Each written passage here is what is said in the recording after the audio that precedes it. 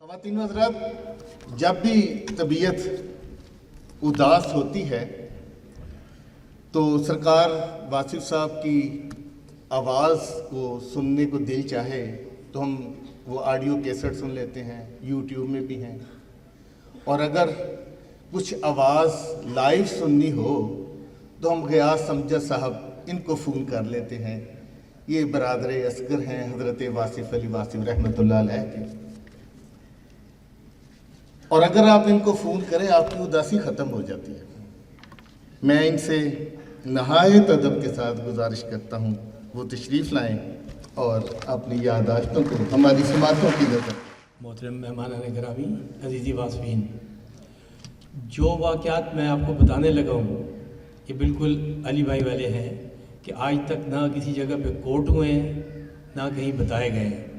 میری ذات کے ساتھ سرکار واصف علی واصف کا جو بھی پہلو ہیں وہ سارے کے سارے آپ تک آشکار ہو جائیں گے، اور ان سے محض میرا خون کا رشتہ نہیں ہے، 35 برس کا لامتناہی سلسلہ اور ان کے ساتھ رفاقت موجود ہے، اور ان 35 برسوں میں بے انتہا واقعات پیش آئے جن میں سے میں چاند ایک آپ کی خدمت میں پیش کروں گا، اور آپ کو معلوم ہوگا کہ کس طرح انہوں نے کردار سازی کی ہے، کس طرح انہوں نے شخصیت بنائی ہے، کیا چھوٹے سے فکرے میں انہوں نے ہمیں کہاں تک پہنچا دی ہے، ایک ایک فکرے میں رہنمائی کیسے ملی، اور اس طریقے سے آگے بڑھاتے چلے جا رہے تھے۔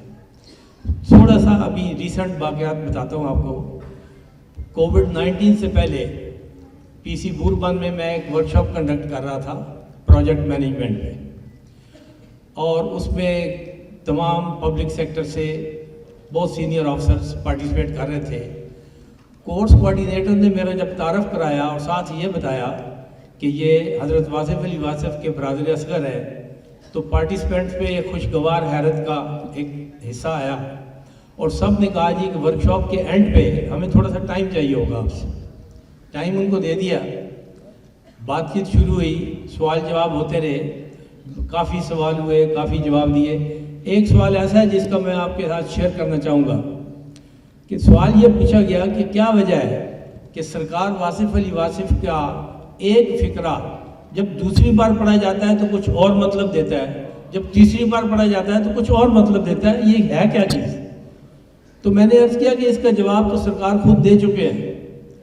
آپ یوں سمجھو کہ ایک گرد آلود آئینے کے سامنے کھڑے ہیں، اپنا عکس دیکھنا چاہتے ہیں، آپ کو کچھ نظر نہیں آ رہا، دھندلا سا چیز ہے۔ اب آپ ذرا اپنا آئینہ صاف کرتے جائیں، آپ کو اپنا عکس اور بہتر ہوتا جائے گا، گرد صاف ہو گئی، عکس کلیئر ہو جائے گا۔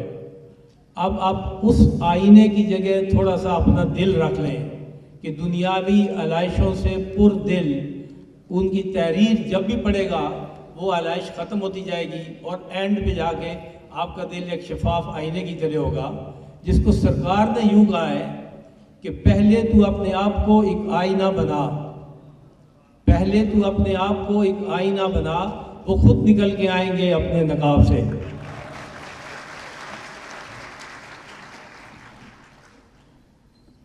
ایک یہ صدی ظاہر ہے واصف کی صدی ہے، اس صدی میں آپ نے نوٹ کیا ہوگا کہ 3 الفاظ ہماری لغت میں بڑی خاموشی سے شامل ہو گئے: واصفیات، واصفین، واصفیت۔ اب جتنا کلام ہے، جو انہوں نے لکھا ہے، جو انہوں نے لکھا ہے، وہ سارے کا سارا واصفیات میں ہے۔ جو ان کو فالو کر رہے ہیں وہ سارے واصفین ہیں، اور ان کو فالو کرنے کے دوران جو مثبت تبدیلی آ رہی ہے واصفین میں وہ واصفیت کہلائے گی۔ اور آپ کبھی نوٹ کرو کہ جب کسی بھی واصفین سے آپ ملتے ہیں تو آپ کو ایسے لگتا ہے کہ یہ میری پہلی ملاقات نہیں ہے، میں اسے پہلے مل چکا ہوں، کیونکہ واصفیت میں اجنبیت نہیں ہوتی۔ اب تھوڑا سا واپس چلتے ہیں۔ 1962 گورنمنٹ سینٹرل ماڈل اسکول سے میں نے میٹرک کیا، بہت اچھے نمبروں سے میٹرک ہو گیا۔ اگلا مرحلہ آیا کہ اب کالج میں داخل لینا ہے۔ اب ذرا آپ دیکھیے گا کہ کتنے بڑے مسئلے کو کیسے حل کرتے ہیں۔ فارم لے لیے، 2 ہی کالج تھے، ایف سی کالج اور گورنمنٹ کالج، دونوں کے فارم میں لے کے آ گیا، اب فارم پور کرتے وقت سوال یہ پیش آیا پری انجینئرنگ یا پری میڈیکل، اور ظاہر ہے میرا ووٹ پری میڈیکل کی طرف تھا. میں نے کہا اب یہاں بھی ذرا میں آپ کو بتا دوں کہ چونکہ ہم میں وہ سب سے بڑے تھے تو ہم بھائی جان کہتے تھے، لہذا میں بھائی جان ہی کہوں گا تاکہ بات کی چاشنی برقرار رہے. تو میں نے کہا بھائی جان پری میڈیکل ٹھیک ہے. جواب دیتے ہیں دیکھو ڈاکٹر بن کے کیا کرو گے، تمہیں زندگی میں کوئی تندرست بندہ نہیں ملے گا، جب بھی ملے گا کوئی نہ کوئی غیر صحت مند بندہ ملے گا. لہذا پری انجینئرنگ کر دیا گیا اور پری انجینئرنگ لکھ کے دونوں جگہ پہ فارم دے دیے. اگلا مرحلہ اس سے ہی بڑے مزیدار ہے. دونوں جگہ داخلہ ہو گیا، نمبر بہت اچھے تھے. میں نے بھائی جان کو کہا جی کہ اب کہاں داخلہ لینا ہے، گورنمنٹ کالج بھی ہے ایف سی کالج بھی ہے. تو فرمانے لگے ایف سی کالج. ایک دم میں تھوڑا سا چونک گیا. میں نے کہا ساری دنیا جی سی کرتی ہے تو یہ ایف سی کالج، لیکن ان کے حکم سے روگردانی کا سوال ہی پیدا نہیں ہوتا تھا اور چلے گئے ایف سی کالج میں. ایف سی کالج میں اس وقت انتظامیہ پوری کی پوری امریکنس تھی. ای جے سنگلیئر پرنسپل تھا، ایس ایل شیٹس وائس پرنسپل تھا. اب ہمارا داخلہ ہو گیا. داخلے کے بعد یہ دونوں صاحب باری باری ہر کلاس میں جا کے انٹرویو کیا انہوں نے سارے بندوں کا. اب میرے ساتھ کچھ مکالمہ کچھ یوں ہوا کہ well gentleman how are you. میں نے کہا I am fine sir thank you very much. Where are you living?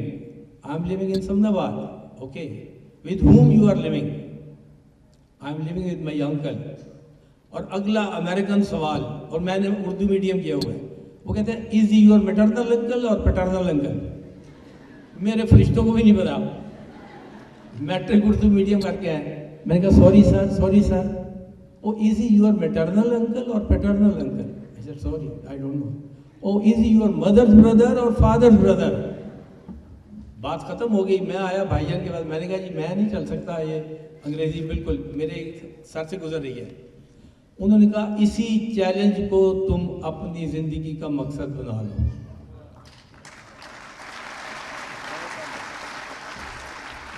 وہ دن اور اس دن سے شروع ہو کر ایک سال میں نے 360 ایسے لکھ مارے. ہر ایسے چیک کرتے تھے بھائی جان اور اگلا ٹاپک دیتے تھے، اور after that English was no more a problem. بات ختم ہو گئی. ایف ایس سی کے بعد اگلا مرحلہ آتا ہے. یو ای ٹی میں داخلہ ہو گیا انجینئرنگ یونیورسٹی میں. وہاں پہ ہر سال اسٹوڈنٹ ویک ہوتا ہے اور جس میں ڈرامے ہیں، مشاعرے ہیں، کافی چیزیں ہوتی تھیں، اور مشاعرے کا طرح مصرع بھی ہے. تو اس سال جو طرح مصرع تھا وہ تھا کہ یہ نہ بار بار میرے پاس کچھ نہیں. تو میں نے کچھ میلان تھا شاعری کی طرف. میں نے ایک غزل لکھی. غزل لکھ کے میں نے ڈرتے ڈرتے بھائی جان کو دی. میں نے کہا جی یہ مشاعرہ ہونا ہے تو یہ ذرا دیکھیں. انہوں نے ایک طائرانہ نظر ڈالی، سارا کچھ ٹھیک کی. کہنے لگے اچھی کوشش ہے لیکن اس پہ تجھے انعام نہیں ملے گا. تھوڑی سی مایوسی ہوئی ساتھ ہی. انہوں نے کہا اچھا یہ کاغذ مجھے دو. ایک شعر کا اضافہ کر دیا اور اس شعر کے بعد یہ بتانا ضروری نہیں ہے کہ پہلا انعام کسے ملا.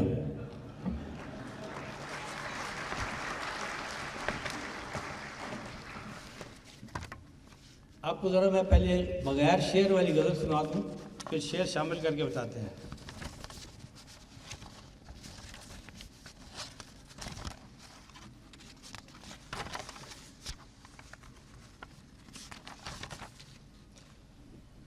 غیر از خیال یار میرے پاس کچھ نہیں.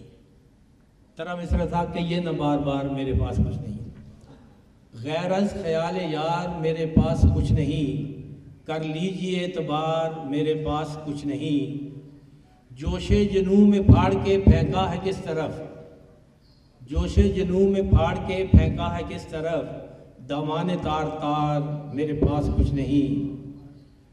اور اے برق ایک نگاہ کرم اس طرف ذرا، اے برق ایک نگاہ کرم اس طرف ذرا، تن کے یہی ہے چار میرے پاس کچھ نہیں. اور مقطع تھا کہ امجد زمانہ دیکھ نہ لے دولت دروں، امجد زمانہ دیکھ نہ لے دولت دروں کہ یہ نہ بار بار میرے پاس کچھ نہیں. اب ذرا وہ شعر آپ کو سناتے ہیں جو اس میں فٹ ہوا کہ غیر از خیال یار میرے پاس کچھ نہیں, کر لیجئے اعتبار میرے پاس کچھ نہیں, جوش جنوں میں پھاڑ کے پھینکا ہے کس طرف, دامان تار تار میرے پاس کچھ نہیں, اے برق ایک نگاہ کرم اس طرف ذرا, دن کے یہی ہے چار میرے پاس کچھ نہیں. اور حاصل غزل شعر, ایک کاروبار ذوق ملا دے کے دو جہاں, ایک کاروبار ذوق ملا دے کے دو جہاں, اے ذوق کاروبار میرے پاس کچھ نہیں.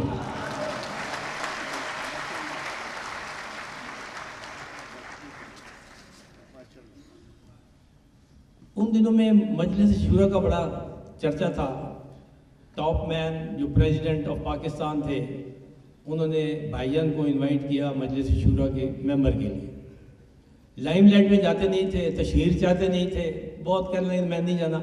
ہم سب بھائی بہنوں نے کہا کہ جب بلا رہے ہیں تو چلے جاتے ہیں, کوئی مسئلہ نہیں, آپ ہو تو آئیں دیکھیں کیا ہوتا ہے. جب جانے لگے تو وہی پرانے استری شدہ کپڑے پہن کے, سب نے کہا آپ جا رہے ہیں پریزیڈنٹ آف پاکستان کے پاس, کپڑے تو بدل دیں, نئے کپڑے پہن لیں, کیا فکر بولے. ان کا دیکھو جہاں پہ کوئی نہیں جانتا وہاں پہ نئے کپڑے کیوں پہنتے ہیں, اور جہاں پہ سب جانتے ہیں وہاں پہ نئے کپڑے کیوں پہنتے ہیں.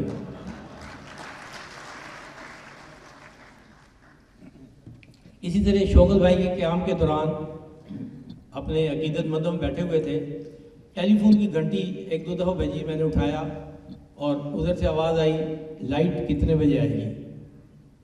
رانگ نمبر مل رہا تھا. دوبارہ آیا, دوبارہ لائٹ کتنے بجے آئے گی. تیسری دفعہ آیا, میں نے کہا بجائے اس کو ڈسٹرب کرنے, میں نے کہا 2 گھنٹے بعد آ جائے گی. میں نے بند کر دیا. بھائی جان نے کہا کس کا فون تھا, میں نے بتا دیا سارا واقعہ. کہنے لگے گیاس مزاق میں بھی جھوٹ بولنا گناہ ہے, آپ نے جھوٹ سے اجتناب کرنا ہے. اسی طرح ایک جمعے کی محفل کے بعد ہم لوگ آ رہے تھے, گاڑی میں چلا رہا تھا, تو ایک سائڈ گلی سے ایک ریڑھی والا آیا, گدا گاڑی والا, اور اس نے آ کے گاڑی مار دی. اب میں غصے سے اٹھ کے جانے لگا تو بھائی جان نے ہاتھ پکڑا, بٹھا لیا, خود گئے, اس سے کچھ مل ملا کے کچھ دے کے واپس آ گئے. مجھے کہتے ہیں یاس یہ بھی تو ہو سکتا تھا کہ تو گدا گاڑی پہ ہوتا اور وہ گاڑی میں ہوتا.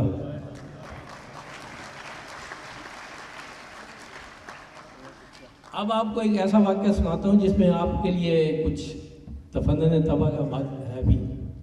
ایک دن آئے, میں یونیورسٹی سے واپس آیا تو بھائی جان نے کہا یہ ایک ایڈریس ہے, اس پہ چلے جاؤ اور اس کو انگریزی پڑھانی ہے. انگلش میری ویسے ٹھیک ہو گئی تھی ان دنوں میں. میں نے کہا اچھا ٹھیک ہے. چٹ لے کے میں چلا گیا, ایڈریس والی جگہ پہ پہنچا. سمن آباد میں ایک چودھری کالونی ہے وہاں پہ, اور جب جا کے میں نے ایڈریس والی نیم پلیٹ دیکھی تو میرے اوپر حیرتوں کے پہاڑ ٹوٹ پڑے. لکھا ہوا تھا سلطان رائی, اور یہ وہی سلطان رائی تھے جو پنجابی فلموں کے مشہور ہیرو ہیں. میں نے گھنٹی بجائی, سلطان رائی خود تشریف لائے, بہت نفیس آدمی تھے, بٹھایا. 2 مہینے تک میں نے اسے انگریزی پڑھائی, بہت شوق تھا اس کو ہالی ووڈ جانے کا. ایک دن میں آیا تو انہوں نے بھائی جان نے کہا کل سے تو نے نہیں جانا. میرے استفسار پر کیا, میں نے کہا کیوں؟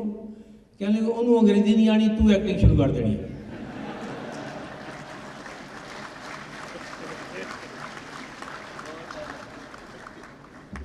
ہمیشہ ہمیں کہا کرتے تھے ایک چیز یاد رکھو, زندگی میں کامیابی کا ایک ہی فارمولہ ہے, اور وہ یہ ہے کہ جب کبھی بھی سخت بات کرنی ہو اپنا لہجہ نرم رکھا کرو.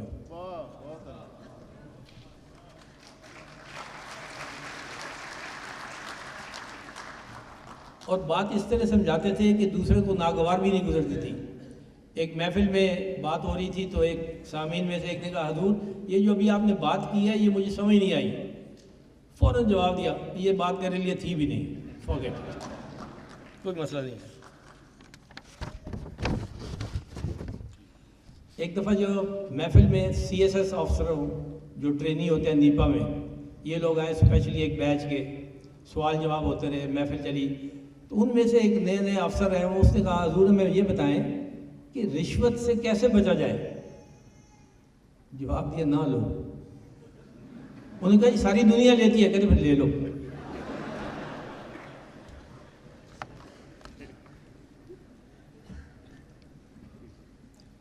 اشفاق احمد کی بات ہو رہی تھی، ان کا بہت ایک مشہور واقعہ ہے۔ ایک محفل میں بیٹھے ہوئے تو سوال کیا حضور ہمیں زندگی میں کتنا پیسہ کمانا چاہیے؟ سوال کرنے والا اشفاق احمد ہے، جواب دینے والے سرکار واصف علی واسف۔ کہنے لگے دیکھو رزق حلال کمانے پہ کوئی پابندی نہیں، جتنا مرضی کماؤ، پر اتنا کمائی کہ تین چھڑ دے تکلیف نہ ہوئے، چھڑ تو جانا ہے۔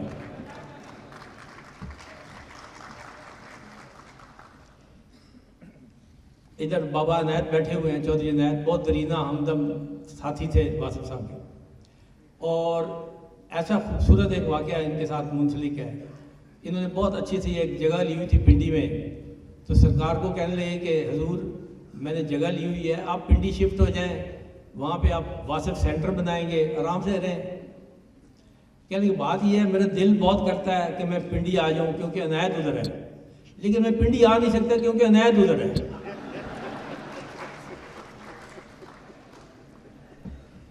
سرکار واصف علی واسف کے ساتھ آخری یادگار ملاقات وصال سے پہلے میں جا رہا تھا بحرین ڈیپوٹیشن پہ، جب ان کو ملنے گیا، اس کے بعد ان کا وصال ہو گیا، جب ان سے ملنے گیا تو انہوں نے ایک بات کی، ریاض یاد رکھو تم جتنا پیسہ مرضی کما لو، جب بھی واپس آؤ گے تمہارا ہمسایہ تم سے زیادہ امیر ہوگا، لہذا نیور رن فار منی۔ اور آخر میں آپ سب کے سلامتی کی دعا کے ساتھ واصف صاحب کا پیغام، وصیت، نصیحت جو سمجھ لیں آپ کی خدمت میں پیش کرتا ہوں، اور اجازت چاہوں گا کہ چلے ہو ساتھ تو ہمت نہ ہارنا واصف، چلے ہو ساتھ تو ہمت نہ ہارنا واصف، کہ منزلوں کا تصور میرے سفر میں نہیں۔